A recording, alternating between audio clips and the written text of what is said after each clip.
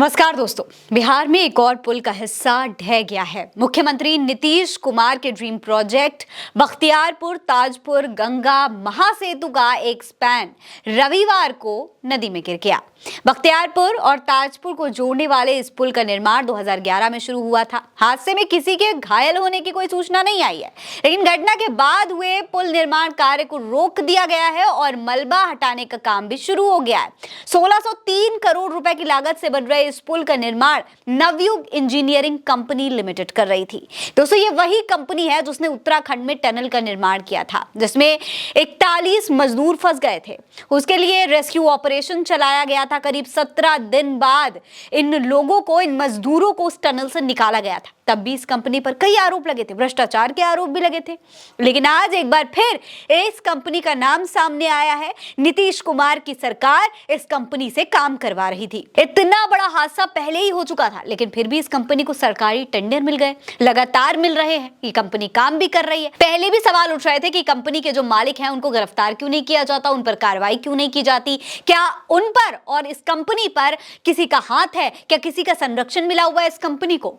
दोस्तों, CV Rao Navyug enterprises के chairman हैं, जबकि सी श्रीधर कंपनी के मैनेजिंग डायरेक्टर हैं। पटना में गंगा पथ का निर्माण इसी कंपनी ने किया था। नवयुग इंजीनियरिंग पहले भी विवादों में रही है। पिछले साल 31 अगस्त को महाराष्ट्र के थाने में समृद्धि एक्सप्रेसवे निर्माण के दौरान एक हादसा हुआ था। तब दोस्तों, निर्माण के दौरान एक गार्डर गिर गया था। इस हादसे में 12 मजदूरों और 2 इंजीनियर समेत 20 लोगों की मौत हो गई थी। पुलिस ने तब कंपनी के 2 कंस्ट्रक्टर्स के खिलाफ मामला दर्ज किया था। दोस्तों, नवयुग के चेयरमैन सीवी राव से सीबीआई ने 2012 में जगनमोहन रेड्डी की आय से अधिक संपत्ति के मामले में पूछताछ भी की थी। यह मामला वैनपेक पोर्टल्स में भारी हिस्सेदारी नवयुग इंजीनियरिंग को बचाने से जुड़ा हुआ था।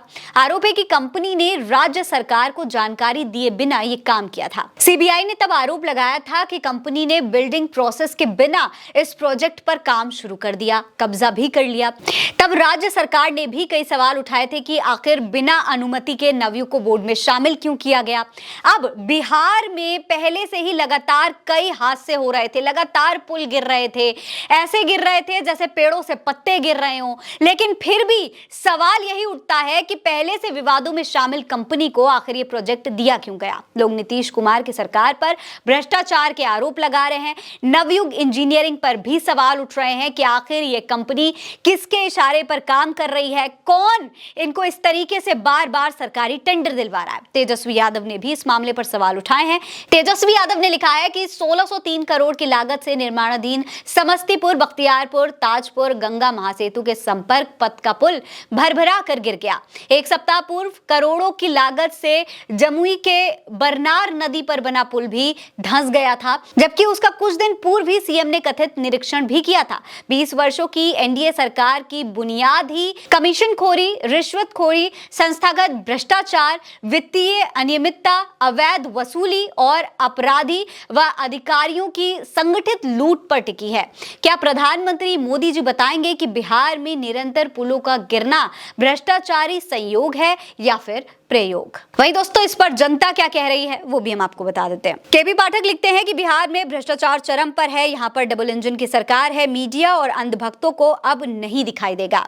मनीष लिखते हैं कि करोड़ों की लागत से बने निर्माणों का इस तरीके से ढहना स्पष्ट रूप से भ्रष्टाचार और अनियमितताओं की ओर इशारा करता है। जनता का यह सवाल वाजिब है कि इन असफलताओं के पीछे कौन जिम्मेदार है। आवाज लिखते हैं कि अमृत काल का काल चल रहा है, चारों ओर गुजरात के काल का भौकाल है, बिहार चचा भी इस काल के भौकाल में मालामाल हैं, सत्ता के ये दलाल हैं। आशीष यादव लिखते हैं कि बिहार में पुलों का गिरना तो जैसे एक नया खेल बन गया है। 1603 करोड़ रुपए की लागत से बन रहा महासेतु का संपर्क पथ जब भर भराकर गिर जाता है तो लगता है कि शायद पुलों की टेढ़ी मेढ़ी किस्मत है। धर्मराज यादव लिखते हैं कि बिहार में भ्रष्टाचार चरम पर है, यहाँ पर डबल इंजन की सरकार है, मीडिया और अंधभक्तों को अब नहीं दिखाई देगा। इस तरीके से तमाम लोगों ने इसको लेकर ट्वीट किया है और सवाल उठ रहे हैं नीतीश कुमार पर। साथ ही साथ पूरी एनडीए पर भी सवाल उठने लगे हैं कि क्या एनडीए सरकार में भ्रष्टाचार बढ़ता हुआ नजर आ रहा है, क्या नवयुग जैसी कंपनीज को लगातार सरकारी संरक्षण मिल रहा है। आपको क्या लगता है?